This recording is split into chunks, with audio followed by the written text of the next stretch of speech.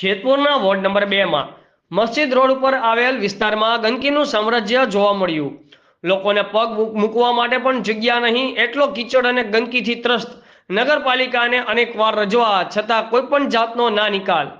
બીમારી રોગચાળાથી બાળકો, વયોવૃદ્ધ ને વડીલો બીમાર, જ્યારે તંત્રના પેટનું પાણી પણ હલતું નથી। વોર્ડ નંબર 2 ના સુધરાઈના સભ્યને અનેક વખત રજૂઆત છતાં કોઈ પગલાં લેવામાં આવતા નથી।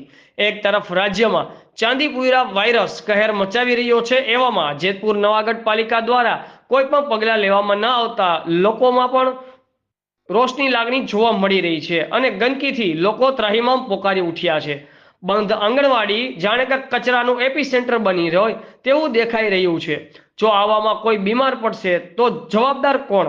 લોકો દ્વારા વારંવાર ઉઠી રહ્યો છે સવાલ। હવે તમે કયો તો અમે ગાંધીનગર અમારે તમે વ્યવસ્થા આપો તો ગાંધીનગર તક પહોંચી જાય અમે।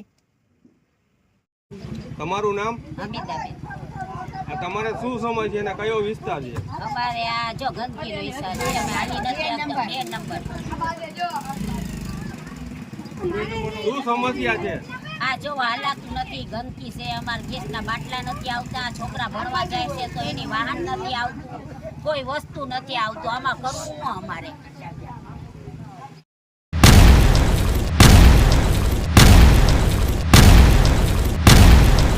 दिव्य सरदार न्यूज, सब पर नजर, सबकी खबर।